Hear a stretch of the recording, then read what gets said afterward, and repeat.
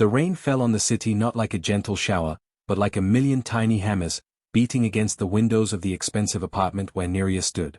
She wasn't looking at the rain, though. She was looking at the simple, blue dress laid out on her bed. It was the dress she had saved up for, the one she was going to wear to her college graduation party. That party was never going to happen now. Her future, the one she had dreamed of and worked for, had been erased in a single conversation with her father just 1 week ago. His face had been pale, his hands shaking as he explained about the bad business deals, the money he had borrowed from the wrong people, and the terrible, terrible debt he could not pay. The only way out, he had said, his voice breaking, was a deal. A deal with the Moetti family. The name was like a shadow in their city, powerful and feared. And the head of that family, Aldrich Moetti, had agreed to wipe away all the debt in exchange for one thing. Neria's fingers traced the soft fabric of the blue dress. It felt like touching a ghost. She was not a person today, she was a payment. A transaction. She was to be married to a man she had never met, a man the newspapers called ruthless, a man her father whispered was a monster. The wedding was not in a church with flowers and music. It was in a cold, modern office building, in a room with a huge glass window that looked out over the entire city. It felt like being on display. Neria wore a simple, elegant white dress that Aldrich's assistants had chosen for her. It was beautiful, but it felt like a costume. She stood at the front of the room, her father beside her, until he squeezed her hand, tears in his eyes, and walked away, leaving her alone. Then, the door opened, and Aldrich Moetti walked in. He was not what she had pictured. He was young, and he was more than handsome. He had a sharp, serious face that looked like it was carved from stone. His hair was dark, his eyes were a cool, piercing gray, and he moved with a quiet confidence that made everyone else in the room seem to shrink. He wore a suit that probably cost more than her father's car, and he looked every bit the powerful king he was. He didn't smile when he saw her. He didn't even look at her with interest.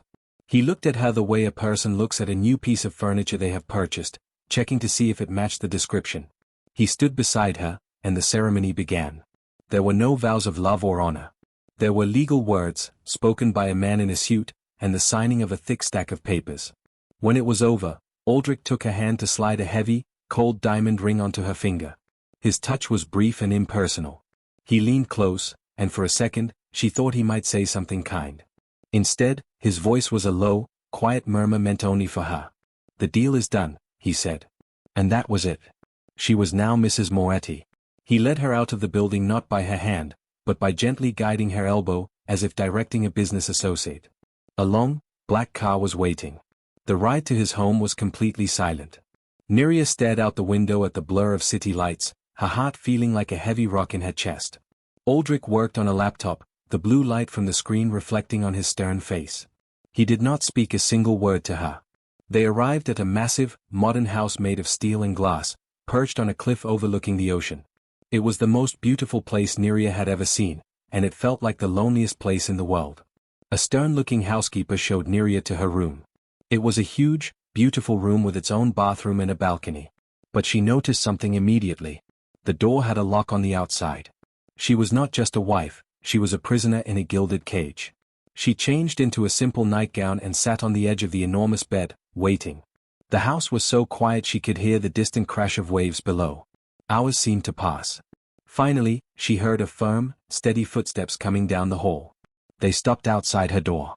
The handle turned, and Aldrich walked in. He had taken off his suit jacket and tie, and he looked both more relaxed and more dangerous. He stood by the door, his gray eyes studying her in the dim light. He began to speak, his voice calm and firm, laying out the rules of her new life. She was not to leave the property without his permission and a bodyguard. She was not to contact her old friends. Her father was safe, and that was the extent of their agreement. He told her that his world was not a kind one, and that her safety, and his control, depended on her obedience. He walked slowly towards the bed, and Neria's heart began to pound so hard she was sure he could hear it. He stood over her, a tall, powerful figure blocking out the light. He leaned down, one hand on the bedpost beside her head, caging her in. His face was so close she could see the flecks of silver in his gray eyes. His voice dropped to a whisper, a dangerous, intimate sound that made a shiver of pure fear run down her spine. "This is not a fairy tale, Neria," he said, his breath ghosting across her cheek. "You will learn that. You'll cry." He paused, letting the horrible promise of those words hang in the air between them, then you will beg for more. He was telling her that he would break her spirit, that he would crush her will until she was as cold and empty as he was. He waited, watching her, expecting to see tears, to see the fear finally win. But Neria, her hands trembling in her lap, slowly lifted her chin. She made herself look right into his cold, grey eyes. She didn't speak. She didn't look away. And in the deep, quiet fire of her own gaze, she sent him a silent message. A challenge. I am not broken yet. Aldrich's eyes narrowed, just a fraction. A flicker of surprise, of interest, crossed his stone-like face. He had expected a frightened girl. He had not expected this. He straightened up, turned, and walked out of the room without another word. The door closed behind him, and Neria listened as the key turned in the lock outside. She was alone, trapped, and terrified. But as she sat in the silent, dark room, a new feeling began to push its way through the fear. It was small, and it was fragile, but it was there. It was the feeling of defiance. The days that followed the wedding night settled into a strange, quiet pattern, a new kind of life that felt less like living and more like waiting. Neria woke up each morning in her beautiful room, the sun streaming through the large windows, and the first thing she would hear was the distinct click of the lock on her door being opened from the outside. She was no longer a prisoner for the night, but her days were spent within the vast, open prison of Aldrich's estate. He was almost always gone, leaving before she woke and returning long after she had eaten dinner alone in the formal dining room, picking at food prepared by a chef but tasting like dust. They were two planets orbiting the same sun, never touching, never speaking. He provided for her every physical need. Clothes appeared in her closet, expensive and in her exact size. Books she might like were placed on a shelf in the grand library. But the man himself was a ghost in his own home. Neria, however, was not one to simply fade away. Her initial defiance, that small spark from the first night, began to glow a little brighter. She decided that if she was to be trapped in this beautiful cage, she would not just sit in the corner. She started to explore. The house was immense, with rooms that seemed unused for years. She found a music room with a grand piano covered in a thin layer of dust. One afternoon, feeling particularly lonely, she sat down and lifted the cover. Her fingers, remembering lessons from a childhood that felt a lifetime ago, gently pressed the keys. A simple, sad melody filled the silent room. She didn't know that Aldrich had come home early that day. He was walking down the hall, his mind on a business problem, when the sound of the piano stopped him in his tracks. No one had played that piano since his mother died many years ago. He stood outside the door, hidden in the shadows of the hall, listening. He didn't walk in. He didn't interrupt. He just listened, a strange, unfamiliar ache forming in his chest. When the music stopped, he walked away, quieter than he had come. Another day, Neria ventured into the walled garden at the back of the house. It was formal and perfectly manicured, but it felt stiff and unloved. She asked the confused gardener if she could have a small patch of earth for herself. He agreed, unsure what the boss would say. Neria began to work, her hands digging in the soil, planting seeds for bright, simple flowers she remembered from her mother's garden. She would spend hours there, her face turned up to the sun, dirt on her knees, feeling more like herself than she had in weeks. Aldrich noticed this from his office window. He watched this well-dressed, elegant bride he had purchased, kneeling in the dirt, a look of fierce concentration on her face. It was so opposite to everything in his controlled, orderly world. It should have annoyed him. Instead, he found it curiously fascinating. The first real crack in the wall between them happened on a Tuesday. Aldrich had come home in a thunderous mood. A business deal had gone badly, betrayals were suspected, and his anger was a dark cloud that filled the house. He was in his study, shouting into his phone, and when he slammed it down, he swept a crystal glass off his desk, sending it shattering against the wall. The servants scattered, afraid to approach him. Neria, hearing the crash from the library, hesitated. The safe thing to do was to stay away. But she was tired of being safe. She walked to the kitchen, made a cup of strong, hot tea, just the way she had noticed he preferred it, and carried it to his study door. She knocked softly and entered without waiting for an answer. He stood with his back to her, his shoulders tense, staring out the window. "Get out," he said, his voice low and dangerous. Neria did not get out. She placed the cup of tea on the edge of his desk, the only clear spot amidst the chaos. "Being angry won't fix the problem," she said, her voice calm and clear. Then she turned and left. Aldrich stared at the closed door, then at the steaming cup. No one, in his entire adult life, had ever done something so simple, so bravely stupid. He didn't drink the tea, but he also didn't throw it against the wall. He just looked at it for a very long time. After that, a subtle shift began. He started to come home for dinner. The first time, Neria was already eating alone when he walked into the dining room. He simply sat down at the head of the table, and the housekeeper quickly set a place for him. The meal was silent, but the silence was different. It was no longer just empty, it was full of unspoken questions. The next time, he asked her a question. "Did you find the books in the library?" It was a simple, practical question, but it was a start. She answered politely, "Yes, thank you." A few days later, she asked him one. "What is it you actually do all day?" He was so surprised by the directness of the question that he gave her a vague, but not unkind, answer about managing investments and resolving disputes. He began to notice things about her. The way she bit her lip when she was reading something interesting. The way she always thanked the staff, learning each of their names. He saw the intelligence in her eyes, a sharp mind that was being wasted in this gilded isolation. One evening, he came home with a small, wrapped box. He handed it to her without ceremony. "For you," he said. Inside was not a piece of jewelry, but a first edition of her favorite novel, one she had mentioned in passing days before. It was the first gift that showed he had been listening. That he saw her, not just the bride he owned. Neria held the book to her chest, a real, genuine smile touching her lips for the first time in that house. "Thank you, Aldrich," she said, and his name on her tongue sounded different than it ever had before. Later that night, he stood on the balcony outside his own bedroom, looking down at the moonlit garden. He could see the small, messy patch where her flowers were beginning to sprout, a splash of unruly life in his perfect world. He thought of her smile, the one that reached her eyes. He thought of her quiet courage. The words he had spoken to her on their wedding night echoed in his mind, but they now felt hollow and cruel. "You'll cry, then beg for more."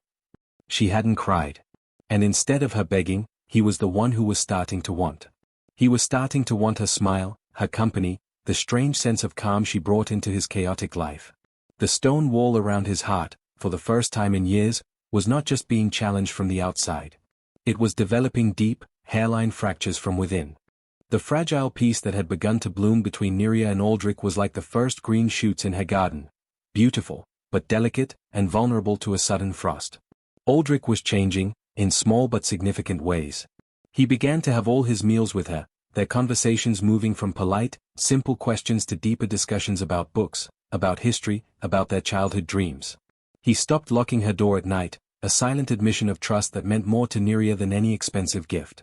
He even started pointing out which of his bodyguards, a serious man named Marco, she should ask for if she ever wanted to go for a drive, a small taste of the freedom she craved. Neria found herself looking forward to the sound of his car in the driveway. The cold, grey eyes that had once terrified her now sometimes held a warm, thoughtful light when they looked at her. She was starting to see the man beneath the Mafia heir, the boy who had been hurt and had built a fortress of ice around his heart to survive. And terrifyingly, wonderfully, she felt herself falling in love with him. This new warmth, however, cast a long shadow. Aldrich's world was not a safe one, and his growing softness for his wife had not gone unnoticed. A rival family, the Van Courts, saw Neria as Aldrich's one and only weakness. They had tried to challenge him with guns and money and failed. Now, they saw a different way to hurt him. One sunny afternoon, Neria was in her garden, carefully watering her new flowers. Marco was nearby, but for a moment, his attention was diverted by a call on his earpiece. It was only a moment, but it was enough. Two men in dark clothes vaulted over the garden wall. One moved to block Marco, while the other, a large man with a grim face, grabbed Neria from behind, clamping a hand over her mouth. Her heart exploded in panic. She didn't scream. Instead, she remembered a self-defense tip she had once read. She threw her weight back, stomped hard on his foot, and as his grip loosened in surprise, she elbowed him as hard as she could in the stomach. It wasn't enough to free her, but her fierce struggle and the precious seconds it bought allowed Marco to disarm his own attacker in turn, his gun now pointed at the man holding Neria. "Let her go, or you die now," Marco growled. The man, seeing the situation had changed, shoved Neria away and fled with his partner over the wall. Neria stumbled to her knees, her heart pounding, her hands shaking, surrounded by the crushed petals of her flowers. When Aldrich received the call, the world seemed to stop. The news that his enemies had touched her, had laid a hand on her inside his own home, sent a primal, icy rage through his veins unlike anything he had ever felt. It wasn't the anger of a business deal gone wrong. It was a terrifying, all-consuming fear that he had almost lost the one truly good thing in his life. He raced home, his mind a storm of violent, dark plans for revenge. But when he burst into the house, and saw Nerea sitting on a sofa in the living room, a blanket around her shoulders, her face pale but her eyes dry and clear, all his rage melted away, replaced by a crushing wave of relief and guilt. He crossed the room in 3 long strides and, without a word, fell to his knees in front of her. He wrapped his arms around her waist and buried his face in her lap, his whole body trembling. "Nerea," he whispered, his voice ragged and broken. "I thought I lost you. I couldn't bear it." This was a side of Aldrich no one had ever seen. The ruthless Mafia heir was on his knees, shattered. He held her for a long time, as if she were the only thing anchoring him to the world. When he finally looked up, his grey eyes were bright with unshed tears. He told her everything. He spoke of his childhood, of watching his own mother be hurt by this violent world, which had taught him that love was a vulnerability that could be used against you. He told her how he had promised himself he would never care for anyone again, that he would be cold and hard and alone, because it was safer. "I brought you into this," he said, his voice thick with shame. "My world, my darkness. I told you that you would cry because of me. And I was right." He looked down, unable to meet her eyes. "I am so sorry, Nerea. For everything. For the wedding, for the lock on the door, for my cruel words. I was a monster because I was afraid." Nerea listened, her heart aching for the lonely, wounded boy he had been. She gently placed her hands on his face, forcing him to look at her. She saw not a monster, but the man who had just offered her his greatest vulnerability, the truth. "Aldrich," she said softly. "Look at me. I'm not going anywhere." Her words were not just forgiveness, they were a promise. They were a choice. In that moment, the last of the ice around his heart shattered completely. He looked at this incredible woman, who had been his prisoner, who had faced his cruelty and his world's violence with unwavering fire, and who was now choosing to stay with the broken man he truly was. He saw the love in her eyes, and it healed a part of him he thought was dead forever. He leaned forward, his forehead resting against hers. "I love you, Nerea," he breathed, the words feeling foreign and wonderful on his tongue. "Please stay with me. Not because of a deal. But because you want to." He was not commanding. He was begging, his heart laid bare in his eyes. Nerea felt a joy so profound it brought tears to her own eyes. She smiled, a radiant, true smile that lit up her whole face. "I will," she whispered. "I love you, Aldrich." And when their lips finally met, it was nothing like their first cold, formal kiss at the wedding. This kiss was a promise. It was a surrender, not of one person to another, but of 2 lonely souls to each other. It was warm and deep and full of all the words they had just spoken and all the ones they had yet to say. It was the end of a deal made in power, and the beginning of a life chosen in love. The Mafia heir and his brave bride had found not a battlefield, but a home, in each other's arms. If their journey from a cold deal to a burning love captivated your heart, then you won't want to miss what happens next. Subscribe now, and join us as we continue to find stories where love is the most powerful force of all.